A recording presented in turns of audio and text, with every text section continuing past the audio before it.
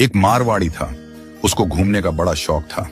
अब वो घूमते घूमते एक ऐसे राज्य में चला गया जहां पर क्या था, हर 5 साल में राजा चुना जाता था, पर चुनाव का तरीका अनोखा था।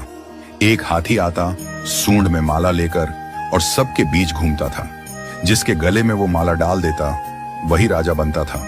अब क्या हुआ, हाथी आया माला लेकर, थोड़ी देर इधर उधर देखा और जाकर माला इस मारवाड़ी के गले में डाल दी। मारवाड़ी हैरान, अरे भाई, मैं तो घूमने वाला आदमी हूं, ये कहां फंसा दिया। खैर, उसे राजा बना दिया गया, सिंहासन पर बिठाया गया। राजपुरोहित आया, तिलक करते हुए शर्तें सुनाने लगा। भैया, आपको 5 साल के लिए राजा बनाया जा रहा है, लेकिन 5 साल पूरे होते ही आपको यहां से सैकड़ों किलोमीटर दूर एक उफनती नदी के किनारे छोड़ दिया जाएगा।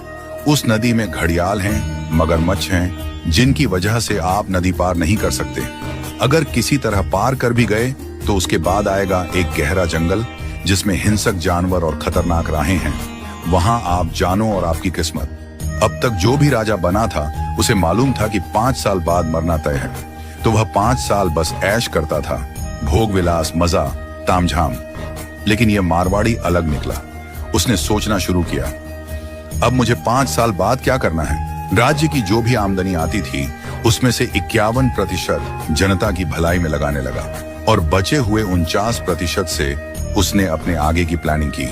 पहले साल उसने नदी पर एक पुल बनवाया, दूसरे साल उस पार के जंगल को साफ करवाया, खेती के लायक जमीन बनवाई, तीसरे साल वहां सड़कें बनवाई, लोग वहां बसने लगे, गांव और मोहल्ले बनने लगे। चौथे साल एक छोटा सा महल बनवाया जहां वह आगे जाकर रह सके। 5वें साल अपने जीवन भर का खर्च, जरूरी चीजें, अनाज, सब कुछ वहां स्टोर करवा दिया। अब 5 साल पूरे हो गए। परंपरा के अनुसार लोग उसे ढोल नगाड़ों के साथ विदा करने आए। लोगों की आंखों में आंसू थे। कहने लगे, ऐसा राजा हमने पहले कभी नहीं देखा। वो राजा था मारवाड़ी, शांत मुस्कान के साथ सबको प्रणाम किया और उस पुल पर चढ़ गया जो उसने खुद बनवाया था। लोग अवाक रह गए। हजारों राजा आए गए, मारे गए, लेकिन ये पहला राजा था जो भवसागर को पार कर गया। कथा का संदेश, हम सभी इस धरती पर सीमित समय के लिए आए हैं। ये जीवन 5 सालों की तरह है।